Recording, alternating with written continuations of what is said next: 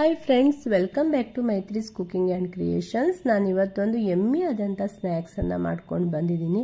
ನನಗೆ ತುಂಬ ಮಂದಿ ಕೇಳ್ತಾ ಇದ್ರು, ಸಾಯಂಕಾಲ ಮಕ್ಕಳಿಗೆಲ್ಲ ಸ್ಕೂಲಿಂದ ಬಂದಮೇಲೆ ಮಾಡಿಕೊಡುವಂಥ ಸ್ನ್ಯಾಕ್ಸಿನ ರೆಸಿಪಿ ಹಾಕಿ ಅಂತ. ಅದಕ್ಕೋಸ್ಕರ ನಾನು ಈ ರೆಸಿಪಿಯನ್ನು ಮಾಡ್ಕೊಂಡು ಬಂದೆ. ನನ್ನದೇ ಓನ್ ರೆಸಿಪಿ ಇದು. ನಾನು ಮನೆಯಲ್ಲಿ ಮಾಡಿದಾಗ ತುಂಬಾ ಚೆನ್ನಾಗಾಯಿತು. ನಮ್ಮ ಮನೇಲಿ ಎಲ್ಲರಿಗೂ ಇಷ್ಟ ಆಯಿತು. ಅದಕ್ಕೋಸ್ಕರ ನಿಮ್ಮ ಜೊತೆ ಈ ವಿಡಿಯೋವನ್ನು ಶೇರ್ ಮಾಡ್ಕೊಳ್ತಾ ಇದ್ದೀನಿ.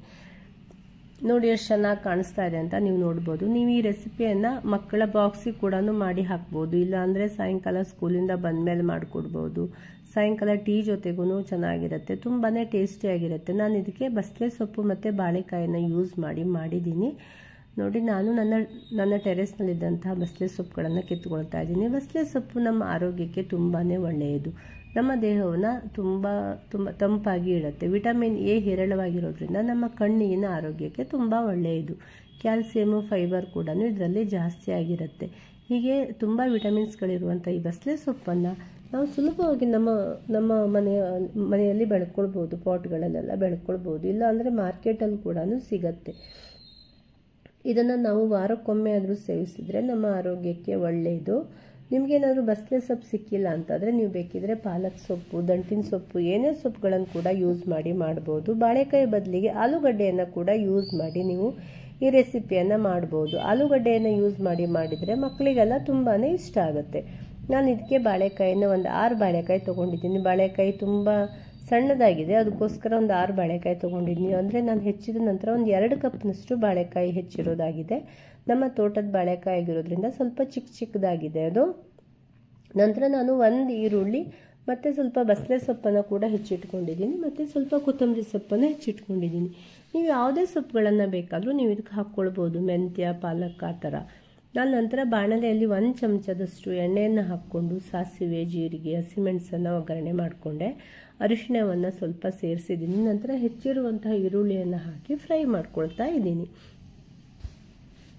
ನೀವು ಬೇಕಿದ್ರೆ ಇದಕ್ಕೆ ಸ್ವಲ್ಪ ಬೆಳ್ಳುಳ್ಳಿಯನ್ನು ಕೂಡ ಸೇರಿಸ್ಕೊಳ್ಬೋದು. ನಿಮ್ಮ ಆಪ್ಷನಲ್ಲು, ಯಾವುದು ಬೇಕಾದರೂ ಸೇರಿಸ್ಕೊಳ್ಬೋದು. ಬೇಕು ಅಂದರೆ ಬೇರೆ ತರಕಾರಿಗಳನ್ನು ಹಾಕ್ಕೊಳ್ಬೋದು. ಕ್ಯಾರೆಟು, ಗೋಬಿ ಈ ಥರ ಯಾವ ತರಕಾರಿ ನಿಮ್ಮ ಮಕ್ಕಳಿಗೆ ಇಷ್ಟ ಆಗುತ್ತೋ ಆ ತರಕಾರಿಯನ್ನು ನೀವು ಆ್ಯಡ್ ಮಾಡಿಕೊಂಡು ಈ ತರಹ ಮಾಡ್ಬೋದು ರೋಲ್ಸನ್ನು. ಆವಾಗ ಮಕ್ಕಳೆಲ್ಲ ತರಕಾರಿಯನ್ನು ಈಸಿಯಾಗಿ ತಿಂತಾರೆ. ನಾನು ಇವಾಗ ಬಾಳೆಕಾಯನ್ನು ಹಾಕ್ಕೊಂಡೆ.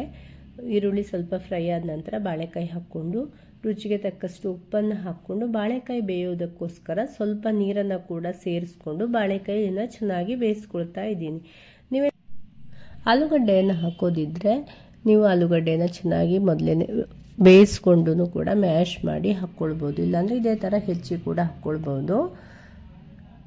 ಈ ಥರ ನಾವು ಮೊದಲೇ ಪಲ್ಯ ಥರ ಮಾಡಿಟ್ಕೊಂಡ್ರೆ ನಂತರ ನಾವು ಬೇಕಾದ ಸೊಪ್ಪುಗಳಲ್ಲಿ ಹಾಕಿ ಚೆನ್ನಾಗಿ ರೋಲ್ ಮಾಡಿ ಫ್ರೈ ಮಾಡಲಿಕ್ಕಾಗತ್ತೆ. ನಾನು ಇವಾಗ ಬೇರೆ ತವಾದ ಮೇಲೆ ನಾನು ಈ ಬಸಳೆ ಸೊಪ್ಪುಗಳನ್ನು ಸ್ವಲ್ಪ ಬಿಸಿ ಮಾಡ್ಕೊಳ್ತಾ ಇದ್ದೀನಿ. ಯಾಕೆಂದರೆ ಸೊಪ್ಪುಗಳು ತುಂಬ ಗಟ್ಟಿಯಾಗಿದ್ದರೆ ನಮಗೆ ಚೆನ್ನಾಗಿ ರೋಲ್ ಮಾಡೋದಕ್ಕೆ ಆಗೋದಿಲ್ಲ, ಸೊಪ್ಪುಗಳೆಲ್ಲ ಹರಿದು ಹೋಗುತ್ತೆ ಅಂತ ನಾನು ಮೊದಲೇ ಸ್ವಲ್ಪ ತವಾದ ಮೇಲೆ ಇಟ್ಟು ಬಿಸಿಯನ್ನು ಮಾಡ್ಕೊಳ್ತಾ ಇದ್ದೀನಿ.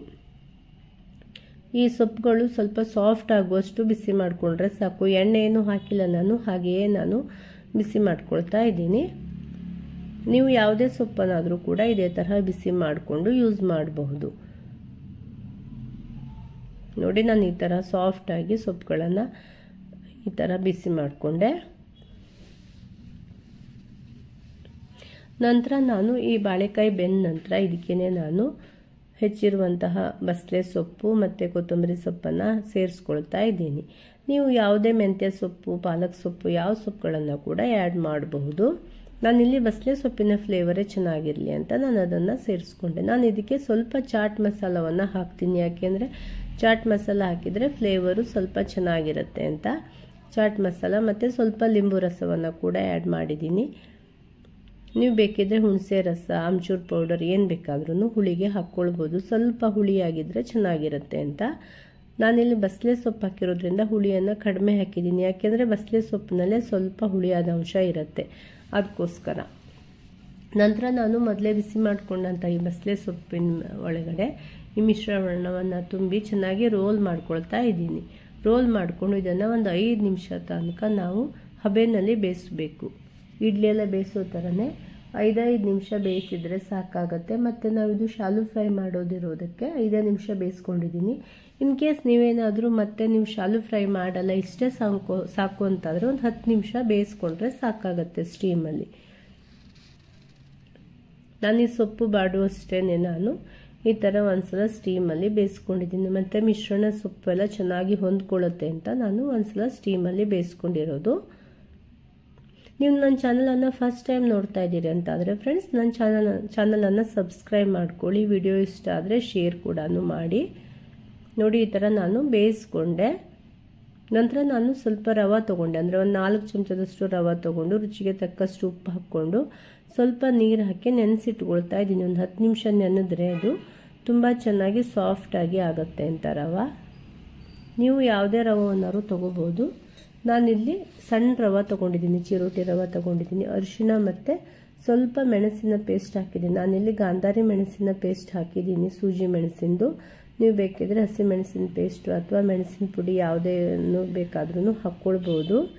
ನನಗೆ ತುಂಬ ಮಂದಿ ಮಕ್ಕಳಿಗೆಲ್ಲ ಸಾಯಂಕಾಲ ಸ್ನ್ಯಾಕ್ಸಿಗೆ ಏನಾದರೂ ಮಾಡೋ ರೆಸಿಪಿಯನ್ನು ಹಾಕಿ ಅಂತ ಹೇಳ್ತಾಯಿದ್ರು. ಅದಕ್ಕೋಸ್ಕರ ನಾನು ಈ ರೆಸಿಪಿಯನ್ನು ಟ್ರೈ ಮಾಡಿದೆ. ತುಂಬ ಚೆನ್ನಾಗಿ ಬಂತು. ನೋಡಿ, ನಾನು ಈ ಹದಕ್ಕೆ ಕಲಸಿಟ್ಕೊಂಡೆ. ನಂತರ ಒಂದು 10 ನಿಮಿಷ ಆದಮೇಲೆ ಮತ್ತು ಗಟ್ಟಿಯಾಗುತ್ತೆ ಈ ಮಿಶ್ರಣ. ನಂತರ ನೀರು ಬೇಕಾದರೆ ಮತ್ತೆ ಸೇರಿಸ್ಕೊಂಡು ಇದರಲ್ಲಿ ನಾವು ಮೊದಲೇ ಮಾಡಿಟ್ಟಿರುವಂತಹ ಬಸಳೆ ಸೊಪ್ಪಿನ ರೋಲ್ಸನ್ನು ಡಿಪ್ ಮಾಡಿ ನಂತರ ಶಾಲು ಫ್ರೈ ಮಾಡೋದು. ತುಂಬ ಏನು ಅದ್ಬೇಕು ಅಂತಿಲ್ಲ, ಸ್ವಲ್ಪ ಮೇಲ್ಗಡೆ ಒಂದು ಕೋಟ್ ಆದರೆ ಸಾಕು ಅಷ್ಟೇ, ಓಪನ್ ಆಗದೆ ಇರೋ ತರಹ. ನಂತರ ನಾನು ತವಾದ ಮೇಲೆ ಚೂರೇ ಎಣ್ಣೆ ಹಾಕ್ಕೊಂಡು ಶಾಲು ಫ್ರೈ ಮಾಡ್ಕೊಳ್ತಾ ಇದ್ದೀನಿ. ನಿಮ್ಗೆ ಎಷ್ಟು ಜಾಸ್ತಿ ರೋಸ್ಟ್ ಆಗಬೇಕೋ ಅಷ್ಟು ರೋಸ್ಟ್ ಮಾಡಿಕೊಂಡ್ರೆ ಸಾಕು. ನಮ್ಮ ಮನೆಯಲ್ಲಿ ಸ್ವಲ್ಪ ಜಾಸ್ತಿ ರೋಸ್ಟ್ ಆಗಬೇಕು, ಅದಕ್ಕೋಸ್ಕರ ನಾನು ಸ್ವಲ್ಪ ಜಾಸ್ತಿ ರೋಸ್ಟ್ ಮಾಡ್ತಾ ಇದ್ದೀನಿ. ಇಲ್ಲಾಂದರೆ ಮೊದಲೇ ಸೊಪ್ಪು ಬೆಂದಿರೋದ್ರಿಂದ ರವೆ ಅಷ್ಟೇ ಮೇಲ್ಗಡೆಯಿಂದ ಬೆಂದರೆ ಸಾಕಾಗುತ್ತೆ, ಅಷ್ಟೇ ನಾವು ಫ್ರೈ ಮಾಡಿಕೊಂಡ್ರೆ ಸಾಕಾಗುತ್ತೆ. ಇದ್ರ ಜೊತೆಗೆ ಸಾಸು ಚಟ್ನಿ ಏನು ಸೈಡ್ಗೆ ಬೇಕು ಅಂತಿಲ್ಲ, ಹಾಗೆಯೇ ನಾವು ಇದನ್ನು ಹಾಗೆ ತಿನ್ಬೋದು. ಮಕ್ಕಳಿಗೆ ಬೇಕು ಅಂತಾದರೆ ನೀವು ಬೇಕಾದರೆ ಸಾಸನ್ನು ಕೊಡ್ಬೋದು, ಯಾಕೆಂದರೆ ನಾವು ಇದರಲ್ಲೇ ಆಲ್ರೆಡಿ ಎಲ್ಲ ಮಸಾಲೆ ಎಲ್ಲ ಹಾಕಿರೋದ್ರಿಂದ ಇದನ್ನು ಹಾಗೆಯೇ ಕೂಡ ನಾವು ತಿನ್ಬೋದು. ನೋಡಿ, ನೋಡೋದಕ್ಕೂ ಕೂಡ ಚೆನ್ನಾಗಿ ಕಾಣಿಸ್ತಾ ಇದೆ ಅಂತ ನೀವು ನೋಡ್ಬೋದು. ಮಕ್ಕಳಿಗೆಲ್ಲ ಈ ಥರ ನಾವು ಇನ್ನೋವೇಟಿವ್ ಆಗಿ ಏನಾದರೂ ಮಾಡಿಕೊಟ್ರೆ ಅವರು ಕೂಡ ಖಂಡಿತ ಖುಷಿಯಿಂದ ಇಷ್ಟಪಟ್ಕೊಂಡು ತಿಂತಾರೆ. ನಾವು ಏನಕ್ಕೂ ತಿನ್ನು ಅಂತ ಫೋರ್ಸ್ ಮಾಡುವಂಥ ಅವಶ್ಯಕತೆಯೇ ಇರಲ್ಲ.